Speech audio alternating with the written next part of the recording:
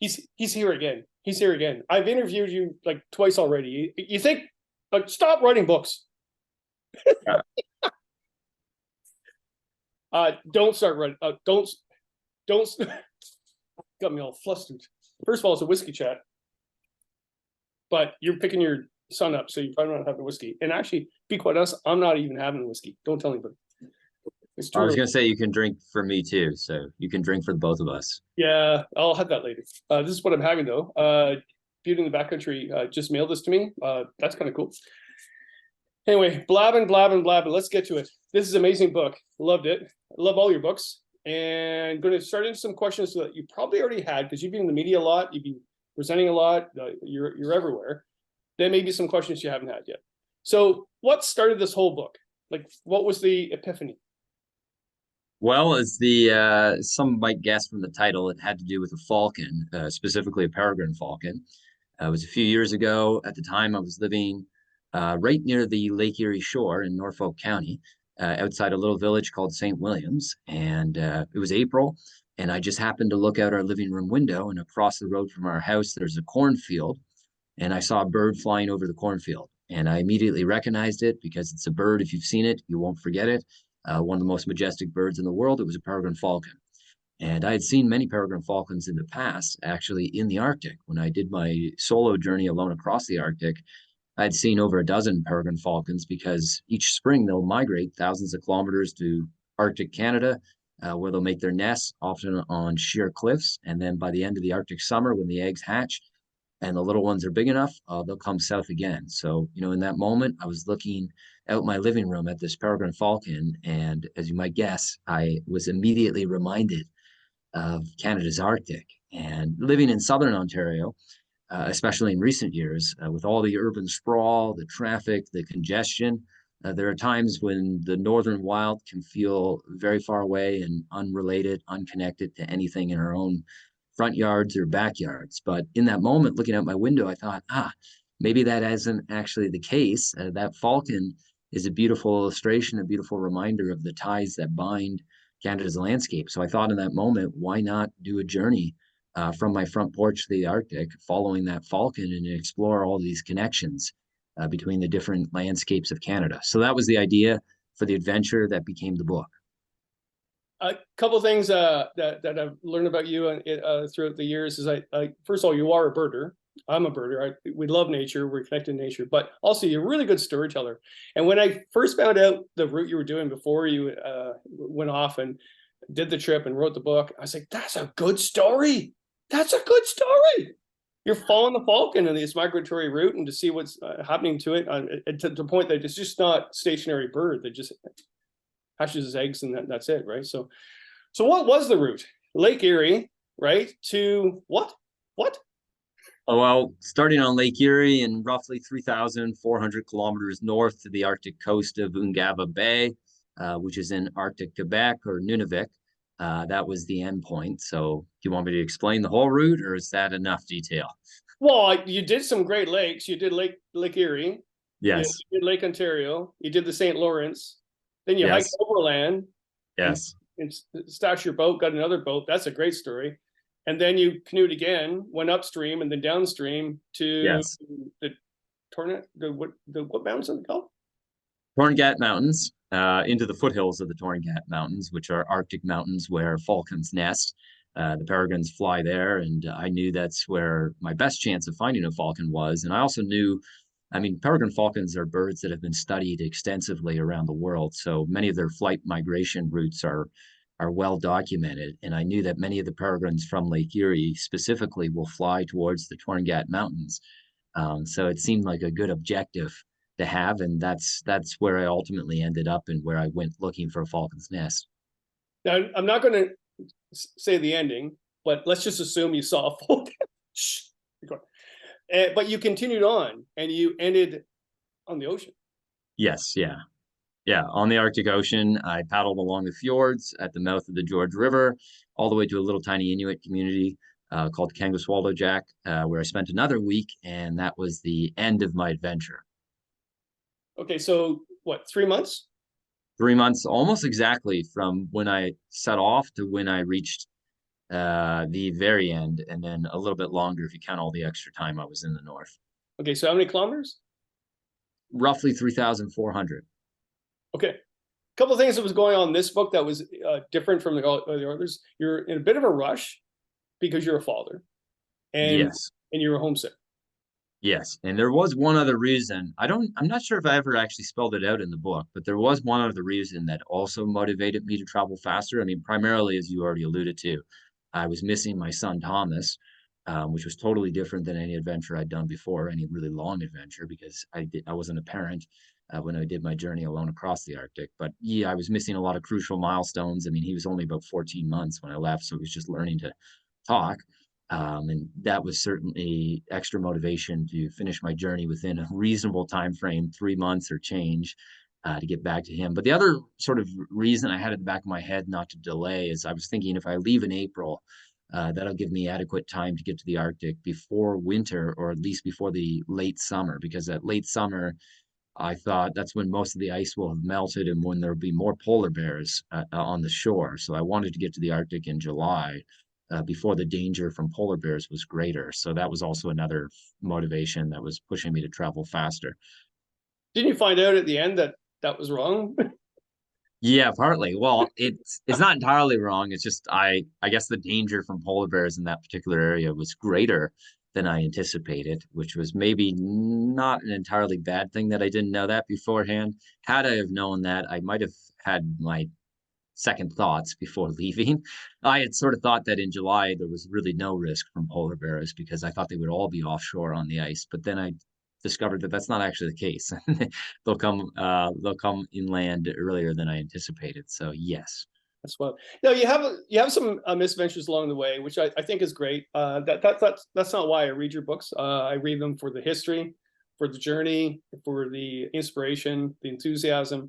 But you did have some misadventures. I would say the Great Lakes. Like I can't imagine paddling Lake Erie and Lake Ontario because I know I love reading that portion of the book because I lived there, right? So in fact, the one campsite you stayed at near Oshawa, I take my students there all the time. That point that you went, I know that spot.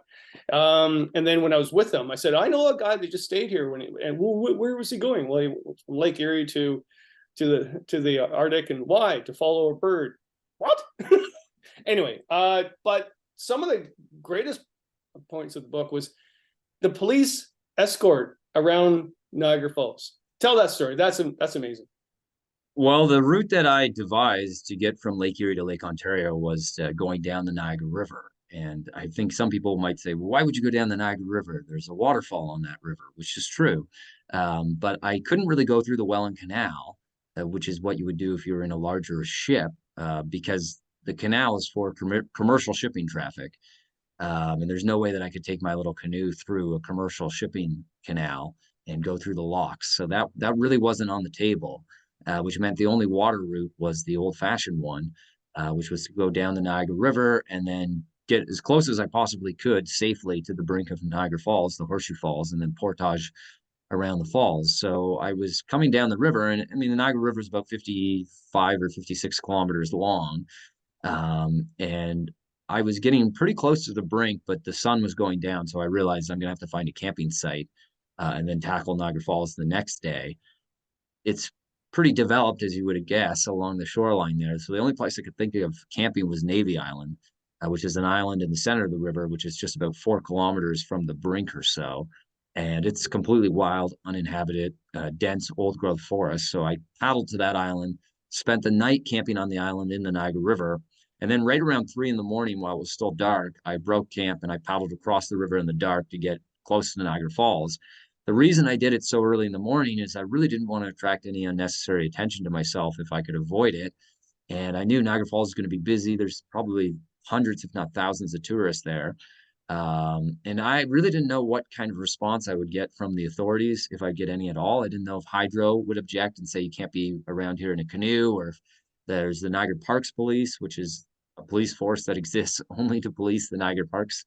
I didn't know what they would say. I did a little bit of research beforehand, but I couldn't find anything at all about canoeing and portaging around Niagara Falls. So I just decided to do it first thing in the morning before most people are around and get it over with. Now, luckily, it was still April, so it was cold and it was before most tourists are really around. And it was still a weekday as well, which worked in my favor. So at 3 a.m., there's enough artificial glow from the city of Niagara Falls that you can see pretty easily. And I paddled across the river in the dark. Current's really strong. I mean, you can feel it sucking you towards the brink, and you can hear the roar of the falls. You can see the mist from the falls.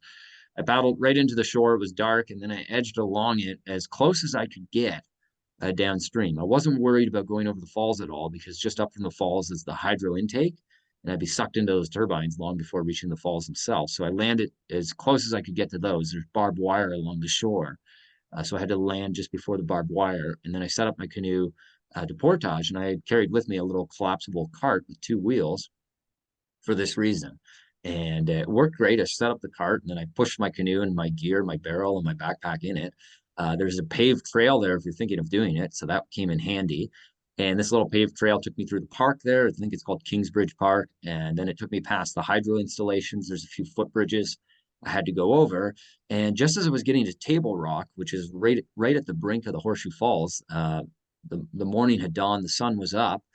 Everything had been quiet up until now, but just as I was getting up there, a police cruiser drove right down the parkway, and he drove right down beside me. And I thought at first just act casual, maybe he won't notice anything. But he did notice, and he pulled over and he put down his window and said, where are you going with that canoe? I told him, and at first he didn't believe me. He thought I was like pulling his leg or something when you say you're going to the Arctic. He actually thought I was a daredevil. That the term they use is a stunter. That I was a stunter and that I was actually going to try to pull some stunt and paddle either the rapids above the falls or over Niagara Falls. And as crazy as that sounds, someone actually did attempt to do that once back in 1990. An American guy from Tennessee named Jesse Sharp attempted to kayak over Niagara Falls. It didn't work out. He drowned. But they're used to stunters like people going over in barrels or tightrope artists wanting to get permission to do stunts.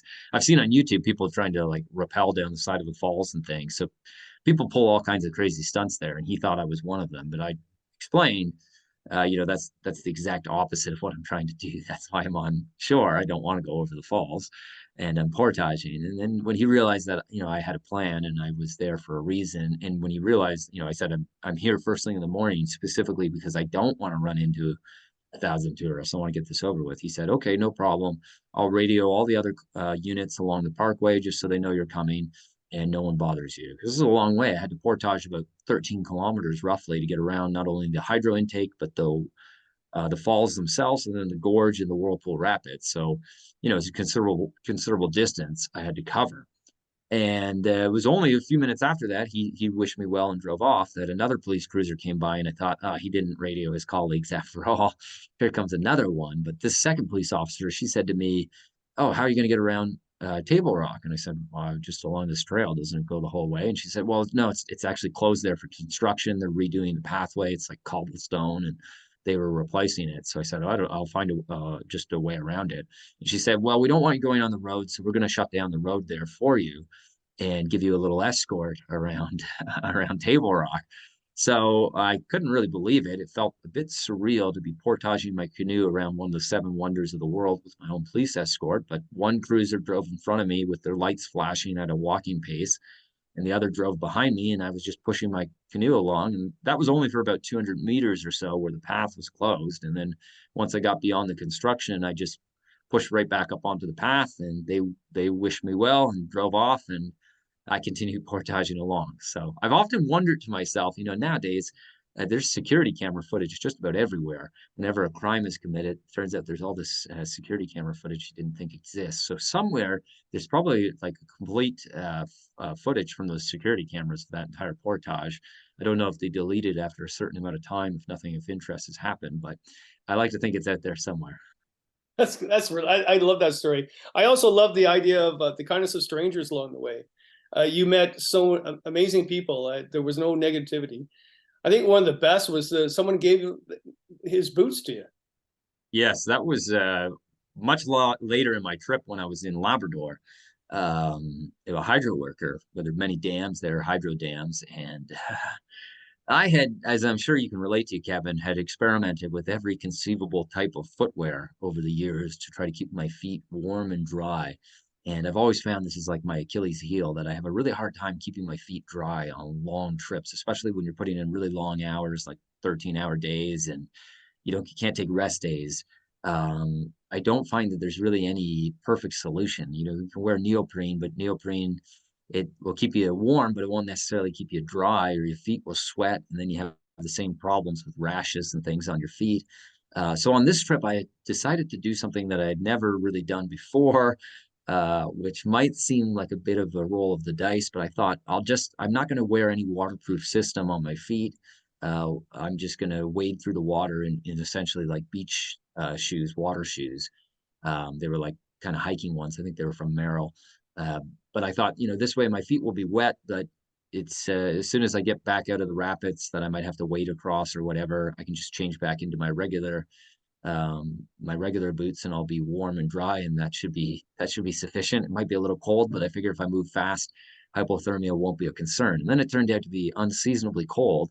2022 was a strange year that bucked the trend. Temperatures were well below seasonal norms, and there were like record-breaking amounts of rain. So water levels were high. It was really frigid, and that was rough to say the least. So when I was in the middle of nowhere in Labrador, I was coming to this little hydro dam, which is a strange story in itself. It was built by the Iron Ore Company of Canada, and it's not connected to the main North American electrical grid. It just powers the little mining town of Shefferville. And at that point, I was like, if I'm still wearing these wading shoes and walking through rapids, by the time I get to the Arctic, my toes are going to fall off. But luckily, one of the hydro workers there, two of them, Paul and Blair, they gifted me a pair of brand new boots, which was more than I could ask for. And as you said, this was a theme throughout my journey, something I didn't really expect beforehand. But every single person I met, from the biggest cities to the smallest towns, from the middle of wilderness to southern Ontario, without exception, I can tell you in all honesty, were like those guys. They showed me nothing but kindness and enthusiasm and willingness to try to help me. Most of the time as well, they didn't even necessarily know that I was on a long journey, because I didn't always tell people that. I would just be canoeing, and they would just see me and say, "Oh, do you need some food?" Or "Do you want a hand with this portage when I have to go around a fence or something? Or can we give you permission to camp here?" So that was really, to me, maybe the most rewarding aspect of this whole journey, is just seeing the good in perfect strangers, and how the vast majority of people in this world, I like to think, are good, kind-hearted folks. And some old-fashioned travel is just a wonderful eye opener in that regard. I always found that traveling too it's a Canadian thing for one thing, right? But I think, am I wrong by saying that a lot of those people just were wanting to do what you were doing, and they just wanted to help because they want to be part of it? Well, that's what Paul, the guy in Labrador, had actually told me, and I had never really thought of it in that term. I thought most people don't want to do 3,400-kilometer canoe journeys, but maybe they do. And he said, because that's something that everyone dreams about doing. It's why everyone's so willing to help you. And I think that, I mean, there's obviously a lot of truth in that, and that's probably a big part of the reason. But as I said, I mean, many of the people I met with, particularly in Quebec, where there were language barriers, because my French is pretty basic, uh, they definitely didn't even really know that I was heading towards the Arctic. They might have thought he's not from around these parts. He's just looking at him. He looks pretty ragged and hungry, so he's probably canoed a long way. But they didn't necessarily know that I was on some great adventure, and they were still, it seemed, enthusiastic and trying to help me, which was very gratifying. And this is something you can relate to. I know from your canoe trip that you did this past summer, is dealing with private property, and where do you camp when you don't have permission. And this was something I worried a little bit about beforehand. Before I left home, I thought to myself, should I try to like work out beforehand roughly where I'm going to be each day along Lake Erie, the Niagara River, and Lake Ontario and the St. Lawrence, and figure out potential camping sites? But the trip was so long, there were so many elements beyond my control, that I gave that up within about an hour of looking at Google Maps, because I'm like, it's so complicated. If the wind does something different on Lake Erie, I might not be anywhere near this spot. And it's April, so these campgrounds aren't even open until the May long weekend. So I just said, forget it. I have no idea where I'm going to camp each night. I have no clue, but I'll figure it out along the way. And to me, I just sort of embraced it and said, that's half the adventure, half the fun. And every single time has happened, as I explained several times in my book, where I was flat out of options, pushing on late. It was getting dark, and it's like, yeah, the shoreline is all developed. I can't see anywhere secluded where I can put up my tent. I don't want to trespass blatantly without permission if I can avoid it. So I'm literally just gonna have to go to this house, knock on the door, and ask permission to camp on their property. Every time I did that, I thought they're for sure gonna say, "This is not a campground. This is private property. You're trespassing. Scram." But no one did that. Amazingly enough, every single person, when I explained myself, said, "No problem. You can camp here." And that to me was very very uplifting to have that response. And yeah, it was definitely one of the more rewarding parts of the journey. So yeah, that was all part of it. All to do with attitude, right? I Yeah. I think so. I mean, I would try to explain to them, look, I'm leave no trace. I'm not going to make a campfire. So if you're worried about someone having a bonfire, that's not me. I don't need a fire at all. And and usually it'd be late, right? Like I'd be paddling in the moonlight sometimes because there was no other option. And it'd be like late at night, and I tell them I'm gone usually before the dawn. At like 4 a.m. I'll be gone again. So that maybe helped. I mean, it's not like 12 people showing up with cases of beer saying I'm gonna have a huge party on your beach sort of thing. But yeah, I mean, that whatever the reason, it was still a very nice feeling to be given permission and told, yeah, there's no problem from all these strangers. So looking at supplies, so a lot of people would ask you like, how did you keep supplied? So your partner would mail you stuff to the Canada Post. I love the scene where you actually had to go up that embankment and then realize you could have went all the way around. But did you find that sometimes you were in the wilderness or somewhat wild in that stretch? I know when you're up the north part you were, but that stretch you were in some wild areas, and all of a sudden just up the bank was actually like a subway. Yeah, that happened a few times. I mean, I can tell you, and I was hungry pretty much from day one of this journey. That's usually the way it is when I go canoeing. I'm sure it's a lot of people can relate to that. You work up such an appetite paddling such long days, and it was April, so it was cold, and there was a snowstorm even when I was in Port Colborne. So you're cold and you're burning even more energy just to stay warm. So I was hungry, ironically, even in Southern Ontario, where theoretically it's like there's probably McDonald's or Tim Hortons not that far away. But most of the time, that wasn't really an option for me because I didn't want to leave my canoe, my cameras, all my gear unattended somewhere. Even if most people had shown nothing but kindness, you don't want to push your luck. I mean, it's not really so much that I worry about someone stealing my stuff, but it's like, what if a 13-year-old boy comes along and just gives my canoe a shove and it'll drift off into the lake or the river, or something like that. So for the most part, I couldn't really go and buy food. There's a couple of exceptions, which I describe in the book. One involving a very memorable trip to Subway outside of Kingston with the most delicious tasting sub I've ever had in my life. And there was one grocery store that I was able to make a beeline for, also not too far from there in Trenton, right near the water. Where I just hid my canoe in some bushes and then ran for the store and bought a whole bunch of delicacies and had consumed them within like 24 hours afterwards. The rest of the time, it was either Canada Post. They have something called Flex Delivery. It's free to sign up for. They give you a serial number, and then that serial number becomes your address, and you're allowed to mail yourself to any post office in Canada. You can mail yourself things up to 50 pounds, I think, is the weight limit, and they'll hold it at that post office for you for, I think, a month. So it's a pretty remarkable system that is definitely an advantage to the traveler. And I knew that, and I had signed up for it, and I had my wife, Alexandria, mail something to the Cap Sante post office as well as to Labrador. I was hoping to pick up food, basically power bars, energy bars, some freeze dried meals, granola bars, that sort of thing. But by the end of the journey, I was incredibly hungry. I'd lost a lot of weight. I just didn't have enough food, and I was pushing myself really hard. So I lost more weight on this journey than I did even on my 4,000-kilometer one across the Arctic. I was catching fish by necessity and eating a lot of like wild plants, blue bead lilies, which taste kind of like cucumbers, sarsaparilla, mushrooms, roots, whatever I could, just to sort of minimize the hunger. But I was very hungry. And as people will see in the book, there were random strangers who gave me food on occasion. And that was always like a new wind in my sails or an extra spring in my step whenever that happened. I had some interesting nights. One of them, with no other option, I slept under the Burlington Skyway in Hamilton. Someone gave me some Tim Hortons there. There were a few other cases like that as well. That's incredible. Okay, so there's a moment where you have to leave your canoe that you've paddled all the way along to the St. Lawrence because you have to go overland because of all the hydro dams in Quebec to get to the rivers going north. And so you had to pick up another canoe.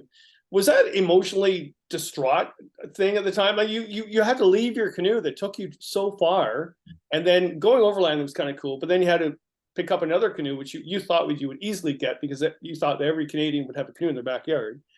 But Well, yeah, yeah, well, I didn't really have an exact plan how that would work out, but in the whole spirit of the thing, I thought it's an adventure. You'll figure it out as you go. So yes, it was. As a canoe lover yourself, you can relate to saying goodbye to your companion of the last, well, more than a month. We'd been canoeing at that point when I had to leave it behind in Quebec in order to bypass all the hydro dams. I mean, there's just so many hydro dams. All the traditional travel routes have been, I don't want to, well, I was going to say destroyed. Yeah, destroyed. I was going to say transformed, but destroyed is probably not too strong a word because these are like massive engineering projects that have completely transformed things. And it's like, well, you could theoretically portage your canoe the whole way, but at some point, even I have to draw a line and say that's just ridiculous. It makes more sense to hike and hopefully find another canoe somewhere else and use that as my vessel for the remainder of the distance. So I didn't want to just leave my canoe in the woods, although I could have. That part of Quebec's shore is fairly secluded, but I still thought I would feel better leaving my good friend. This is the canoe I used on my journey across the Arctic with a safe pair of hands. And I went to a farmer who I saw on a tractor in a field and tried to explain to him in my limited French what I had in mind. He didn't speak any English. This is rural northern Quebec, but he directed me to someone who did help me out just like anyone did. He said, follow me, essentially.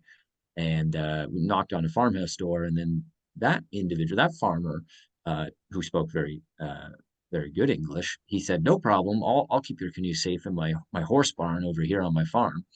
And he was a wonderful guy. I ended up visiting him after the journey, retrieved my canoe, and had a nice lunch with him and his wife. That made me feel a lot better because I was like, that's this. My canoe is in good hands. It's safe in that barn. Now I have to continue. What I had in my mind, and this is going to seem silly, I kept thinking of a part in The Lord of the Rings. In the first one, I think it's the Fellowship of the Rings. I'm by no means an expert on the Lord of the Rings, but I did read them.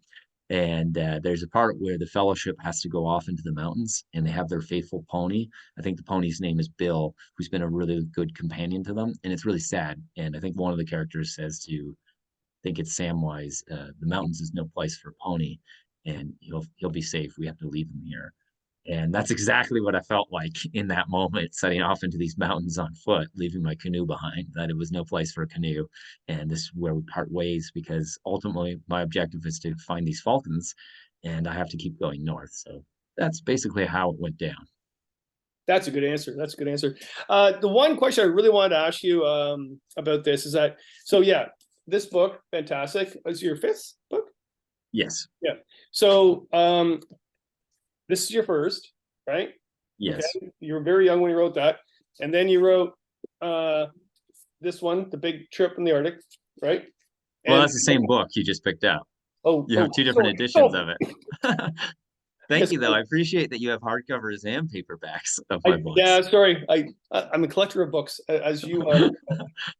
But this one here, now the one book I don't have here because I keep boring it out. In fact, my buddy Andy is reading it right now. Is Canadian History or Canada History by 10 Maps. Something. History Canada in 10 Maps. History, yes. My favorite. Actually, I don't know. I would say that one and this one. I love. So when you're writing, what would you prefer to write? I mean, forget the audience. Would you prefer to write history and not a route per se? When you were writing the 10 map book, was that exciting to you? Well, I enjoy writing all the books. 10 Maps, I know people think it's crazy when I tell them this because it is different than any of my other books. It's not written in the first person, other than the introduction and the conclusion. It's like a detached, it's a historical work with hundreds of footnotes. So it's very much a history book. But I wrote that book fast and I was immersed in that research. It was when I was doing my PhD. So I think I wrote that book. I really didn't start. I was living in Sudbury at the time. I didn't start until around November. And I was just immediately before I left for my journey across the Arctic. So the book had to be done by April. So that whole book was written over the span of about 6 months from start to finish. And it was written like extremely fast. And what you saw published was essentially the first draft. The book wasn't really edited at all. And normally the publisher doesn't like that. They want it all submitted and they'd go through several rounds. But because I was working under like an impossible deadline and juggling a bunch of other responsibilities, I was just submitting it chapter by chapter and like doing it as a sprint. But that material, as anyone who's read the book could probably surmise, is stuff that I had been immersed in for years. I've been reading these people's diaries since I was a teenager. Alexander Mackenzie, Samuel Hearn. I still remember the first time I read Samuel Hearn when I was a teenager. So I'd read their books many times. And it was like the air I breathed. I was, neck deep in my research on all of these historical figures to the point where it felt like a soap opera, where I knew them so well. I would be like, oh yeah, Mackenzie's talking about his cousin Roderick again. And I have like Roderick in my mind and picture these people. So writing their story felt very natural to me and actually enjoyed it more than writing my own books. And as crazy as it sounds, I didn't actually want to write I didn't want to write a book about my journey along across the Arctic. I wanted to write a book about a lost explorer. But my publisher was like, didn't you just do a 4,000-kilometer journey across the Arctic? Why don't you propose that as a book? And I was like, yeah, but I really want to get back into writing history books. And they said they would do a 2-book deal, that they would let me write my Lost Explorer book if I did, which is going to be like a history book, almost like a biography, if I did the book that became Beyond the Trees, which I did. And then COVID happened and it put all my historical research on hold. Ironically, we think of COVID messing up people's travel plans, but it completely messed up my research because all the archives closed down and you weren't allowed to go into them. And I would object and be like, I'm not going to see anyone. I'm just sitting there reading historical journals, but they still closed them down for like the longest time. And it was really hard to get access to any of the historical documents I needed to do more history books. And even for the Whisper on the Night Wind, I had to think outside the box. I was getting university students, in some cases, undergrads, to go into libraries and photocopy material for me in places where the universities wouldn't let you on campus because of COVID rules to obtain all that material. And that was a relatively narrow range of documents. There wasn't that many in existence to research for the Whisper on the Night Wind, but my history books, like more expansive ones, require a lot of research. So all those projects got pushed back, but I am hoping to write more history books in 2025 and 2027, and maybe even in 2029. I usually have books spread out by 2 years. I'm hoping that those will be history books. But I don't know. Life is unpredictable, and sometimes ideas happen, like a falcon flies across the field away from your house, and you end up doing something you didn't anticipate. And I can't say for sure, but I would love to write more history books if it's in the cards. That's fantastic. Hey, you're everywhere presenting. I'll link that all below. Whatever. Go to Adam's website to find out where he's presenting. I'm going to one of your shows in a couple of weeks. My buddy and I and our partners are going. And you're with Ian Tamblyn in Peterborough. I can't wait. I can yell out, "I know the band!" You can say you know everyone on that stage. There you go. Cheers to you for this. I love the book. I love your writing. I used to call you the Farley Mowat of today. I would just say, no, you're just Adam Shoalts and you're a darn good writer. Oh, thank you very much. And cheers to you, and cheers to your family. And you got to go pick your son up. And also cheers to your friend that actually passed away. That was a sad story, but cheers to him.